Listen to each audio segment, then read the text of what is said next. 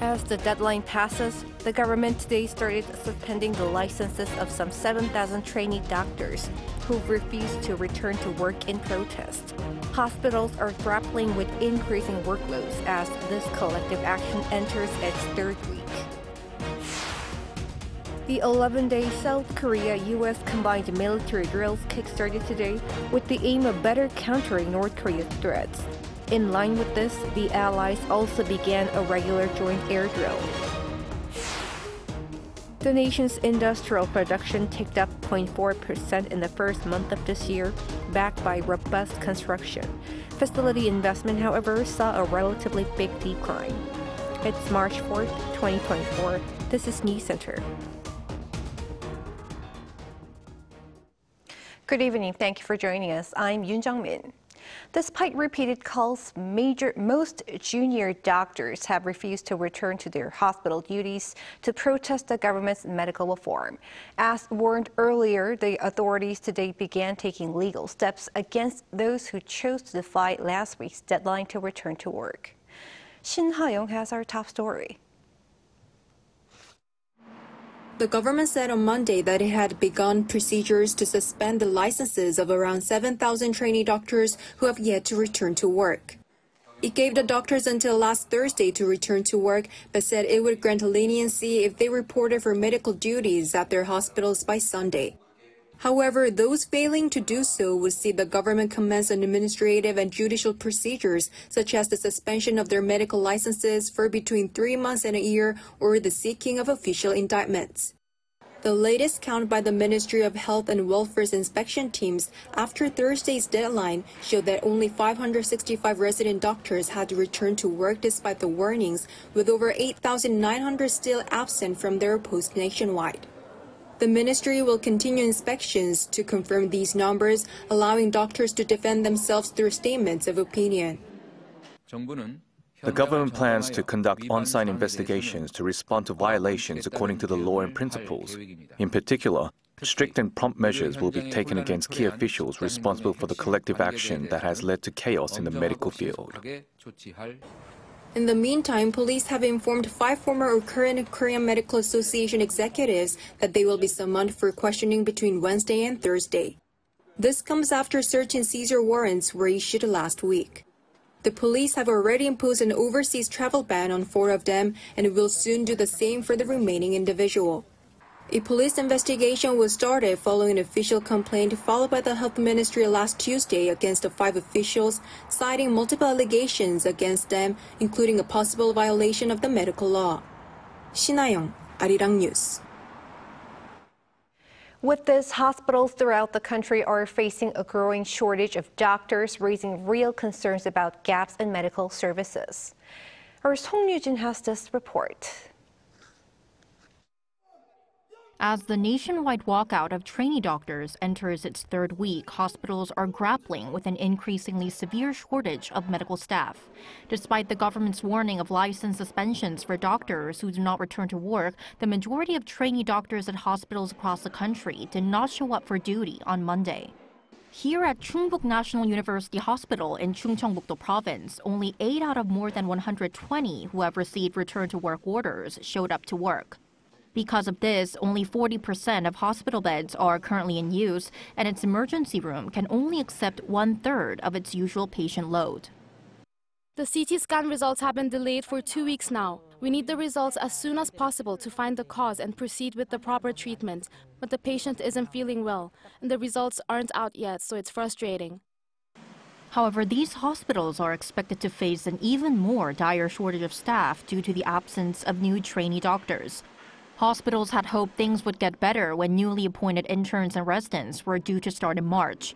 However, on Monday, the first workday of the month, even the country's 5 major hospitals located in Seoul did not see the majority of their new trainee doctors. Around 90% of soon-to-be interns at major hospitals in Seoul reportedly withdrew from signing their training contracts last week. While fellow doctors have been filling the healthcare void left by those who resigned, some hospitals are now seeing these doctors also leave their positions. For example, in Jeollanam province at Jeonnam National University Hwasun Hospital, out of the 52 new fellow doctors, 21 gave up their jobs, and 13 out of 16 did so at Joseon University Hospital in the city of Gwangju.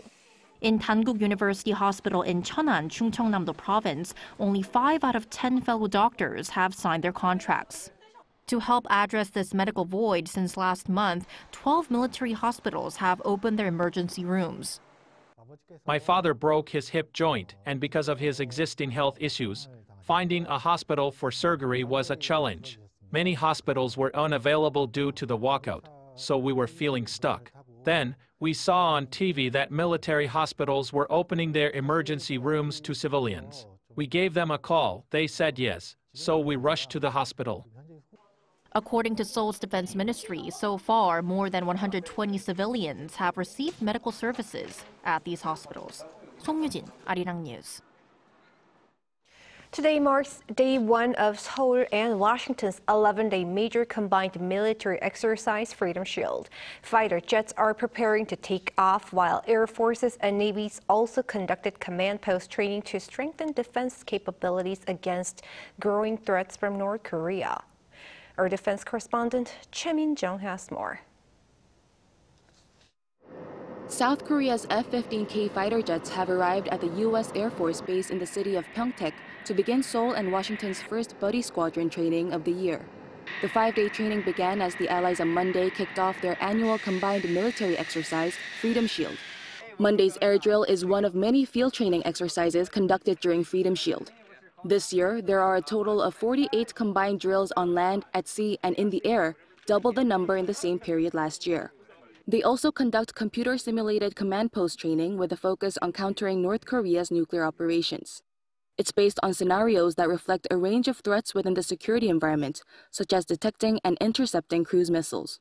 The navies from both countries got together in Busan on Monday to participate in the command post training, as did the Combined Air Component Command at the Korea Air and Space Operations Center at Osan Air Base. Meanwhile, South Korean reconnaissance aircraft RQ-4 Global Hawk and US RC-135V reconnaissance plane were reportedly spotted in apparent moves to monitor North Korea. Freedom Shield primarily aims to strengthen Seoul and Washington's combined readiness and defensive posture amid escalating North Korean threats, a move most likely to anger the North. The exercise will run until March 14th. Choi Min-jung, Arirang News. South Korea's first military spy satellite, launched last year, is set to undergo advanced operational testing of its ability to perform complex reconnaissance tasks following specific commands later this month. The Ministry of National Defense said on Monday that the satellite has been functioning normally in orbit since it was launched from the Vandenberg Space Force Base in California last December. Military sources have reportedly said the satellite recently transmitted images of Pyongyang, where the regime's leader Kim Jong-un's office and residences are located. The satellite is expected to begin task reconnaissance missions by June or July. South Korea is set to launch another satellite in April from Florida and then a third in November.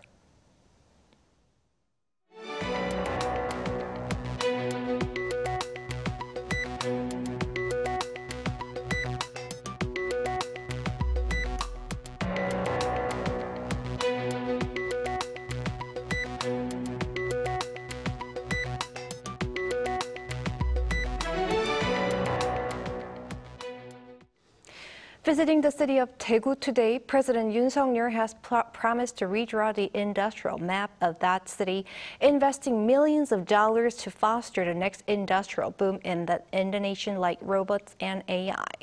Our presidential office correspondent Oh Soo-young has details. Daegu City will become a launchpad for South Korea's new leap forward, with multi-million-dollar plans to build a robot test zone and an AI data center there. That's according to President Yoon on Monday, who held his administration's 16th round of policy discussions on people's livelihoods in the city of Daegu. Building on its traditional trade in machinery, metals and parts, Yoon pledged to redraw Daegu's industrial map, adding world-class infrastructure to support new cutting-edge technologies. 대구의 주력 산업도 AI, 빅데이터를 비롯한 첨단 디지털 기술과 융합하여 고도의 경쟁력을 갖게 될 것입니다.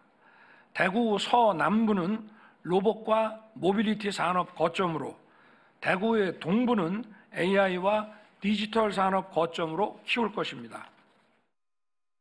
The president pledged to back the city's plans to build a $157 million national robot test zone by 2028. The site will offer virtual and real-world settings and supportive facilities for developers to test diverse robots and software. Daegu will also build a national innovation district in its downtown area. The so-called Susong Alpha City will feature a $600 million AI data center built by telecom giant SK to drive world-class research and development in the digital sector by innovative firms of all shapes and sizes. To put the city on the global map, the administration will speed up the construction of a new integrated airport to 2030 and link it to a new high-speed rail line and a private expressway, each stretching from Daegu to upper counties in the wider Gyeongsangbuk-do province. Stressing the need for not only industrial but also cultural infrastructure, the president also said the city will build new entertainment venues in central Daegu to attract young people as well as tourists. It will also develop facilities at Mount Palgongsan, which was newly designated as a national park, as well as construct a contemporary art gallery and a musical complex to add to the city's cultural scenery. To further enhance the well-being of Daegu residents, the government will invest massively in medical schools at universities in and surrounding Daegu, as they increase the number of medical students to provide much-needed access to quality healthcare. This is in line with the administration's firm stance to expand the national enrollment quota on medical schools, which has remained unchanged for some 30 years, despite the sheer shortage of medical staff, especially in areas outside Seoul. Yoon began a series of policy talks in January to engage with citizens nationwide on specific issues affecting key industries, jobs and welfare in their regions. Oh Soo-young, Arirang News. Findings for January show mixed economic readings, with industrial output and private spending rising, but facility investment retreating bigger than expected. Our economics correspondent Lee Soo-jin has the latest numbers. South Korea's overall industrial production and private spending rose during the first month of the year while investments fell. Data from Statistics Korea on Monday shows that industrial production in January inched up 0.4% compared to the previous month. That's the third increase in as many months. The agency attributed the rise mainly to a growth of more than 12% in construction production, which recorded an on-month rise for the first time since September last year. Output in the service sector also edged up 0.1% thanks to a robust demand for ICT services such as software development. Production in the manufacturing industry, however, saw a drop of 1.4% due to a decline in production levels in semiconductors. Chip production in January fell for the first time in 3 months, but this was mostly due to base effects from chip production posting a large growth in November and December, according to Statistics Korea. The chip sector overall and its exports are all doing well, so the index falling is mostly being seen as being due to base effects from it being so high in November and December last year. The index for January also was not very low, further indicating that this is due to base effects. Retail sales, a barometer for private spending and consumer demand, saw a rise of 0.8% as people spent more on non-durable goods such as cosmetics and gasoline. But facility investment saw a decline of more than 5% compared to the previous month on the back of a slump in investment in the machinery and transport sectors. The official from the agency added that construction orders, which plunged more than 50% on year, the largest decline seen in more than 13 years, indicates industry outlook uncertainty despite January's robust performance, thus requiring further observation. Lee Soo-jin, Arirang News. Staying on the economy, as grocery bills continue to burden households in Korea, more consumers are turning to convenience stores and frozen fruits. Our An Song-jin explains why. Consumers in South Korea are adopting a variety of strategies to ensure they spend wisely amid rising consumer prices.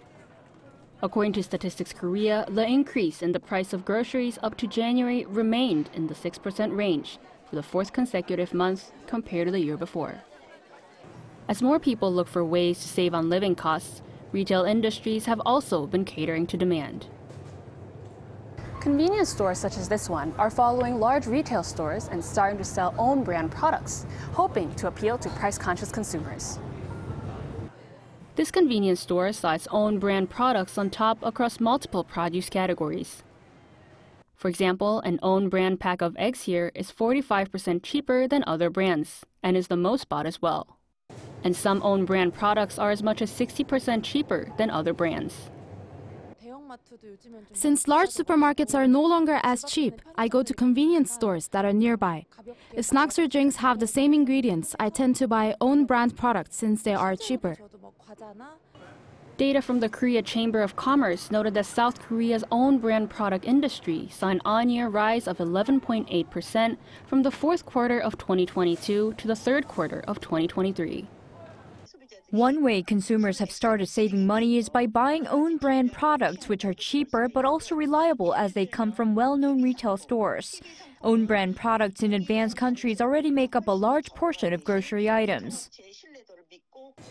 Soaring grocery prices are mostly driven by surging fruit prices, which saw a drop in supply due to abnormal weather conditions. Fruit prices soared 26.9% in January, which is the biggest jump since January 2011. As a result, consumers are looking at other ways of getting fruit. According to Korea's Customs Service, frozen fruit imports hit a record high last year. This retail store saw an increase of 119% in 2023 compared to the year before. I usually buy frozen strawberries or blueberries because they last longer and I can use them in juices. I also buy apples that have scratches at a cheaper price. Though the government has been making plans to address soaring grocery prices, including reducing tariffs on imported fruit, consumers will continue to find ways to spend wisely while prices remain high. An Sung-jin, Arirang News. Neighboring China is hosting its largest annual political event starting today, and the country's economy remains high on the agenda. Lee Seung-jae has more.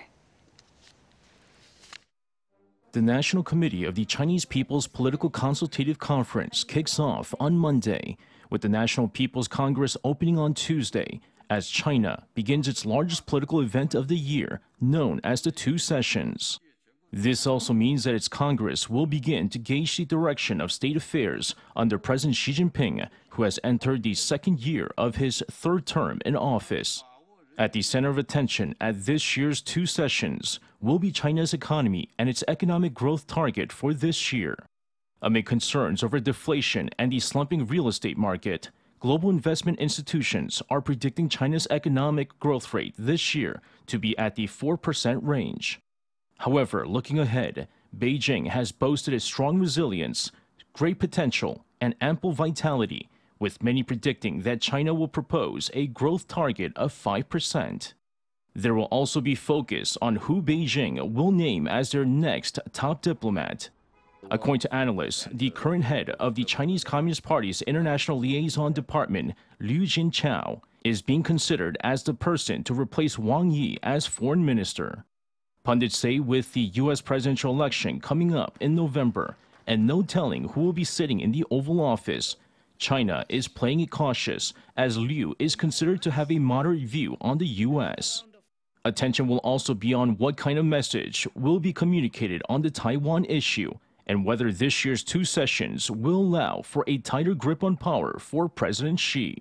Lee Seung-jae, Arirang News. Over in the U.S., former UN Ambassador Nikki Haley secured her first victory over former President Donald Trump in Washington, D.C. in the Republican presidential primary on Sunday. Haley won almost 63% of the vote to Trump's 33%. This win makes Haley the first woman to win a Republican primary in U.S. history. It's seen as a largely symbolic win, however, as Trump has dominated every state primary or caucus so far in the Republican campaign and is likely to face Joe Biden in the November election. Mr. Trump is also expected to win more delegates this week on Super Tuesday, the biggest day of nominating contests.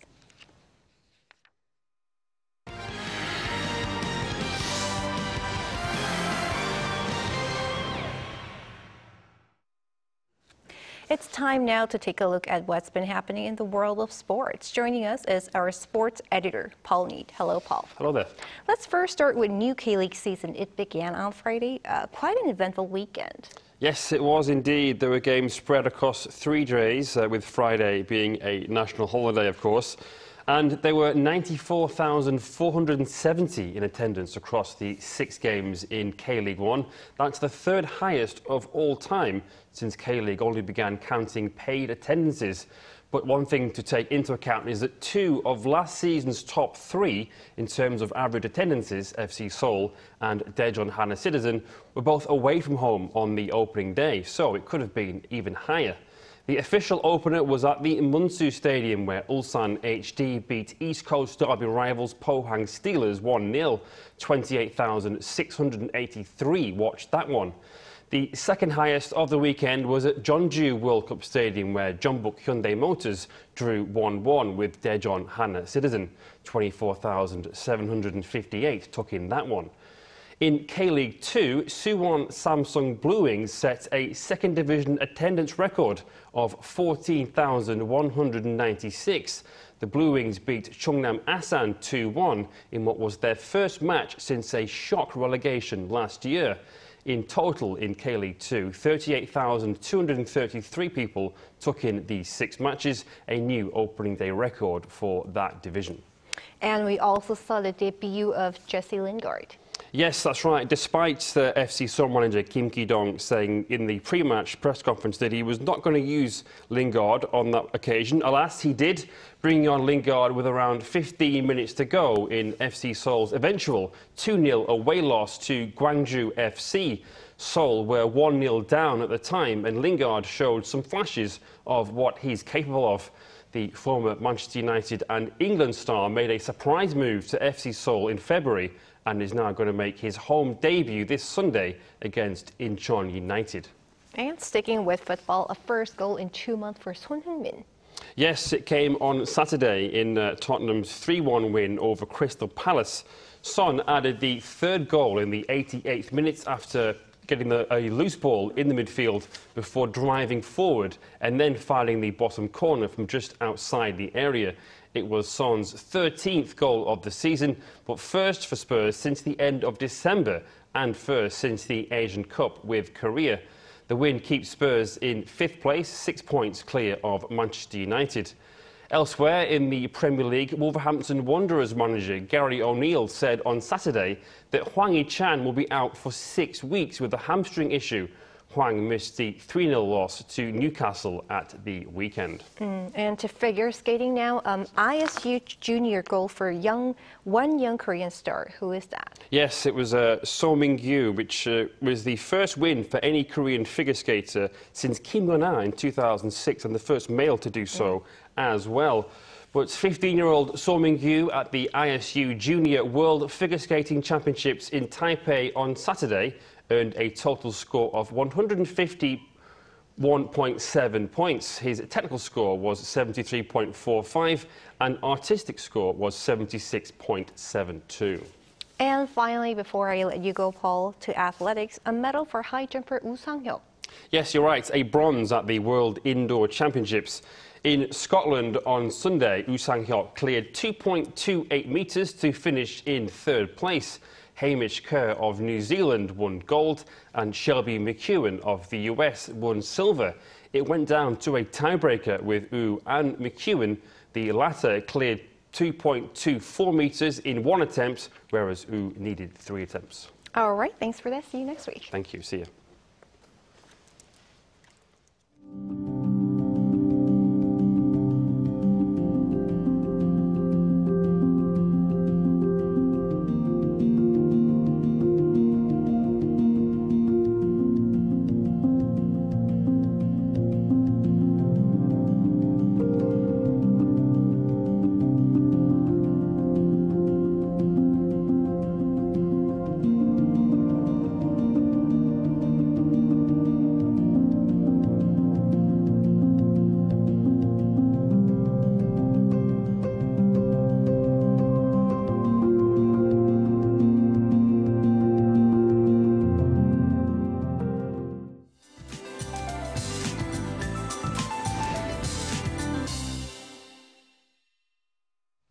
Ultrafine dust was rampant with the mild weather during the day today. Tomorrow is the season's gyeongchip, so we'll see rain across the country and air quality will gradually recover. Starting with Jeju Island late in the afternoon, it will then rain on the southern coast at night. Rain clouds will gradually expand and recover the whole country tomorrow afternoon. Up to 60 millimeters of rain is expected on Jeju Island and up to 30 on the east and south coast. In the mountainous areas of Yeongdong and northeastern Gyeongsangbuk-do province, where temperatures are still low, the rain will turn into snowflakes. Until the day after tomorrow, up to 15 centimeters of heavy snow will fall in the mountainous areas of Gangwon-do province. Tomorrow morning, temperatures will be 3 to 6 degrees higher than today. Seoul 4, Daejeon, Gwangju, Gyeongju 6 degrees Celsius. As for daily highs, Seoul will get up to 12, Busan 10 degrees Celsius. There's no severe cold expected for the rest of the week. That's all for Korea. Here are the weather conditions around the world.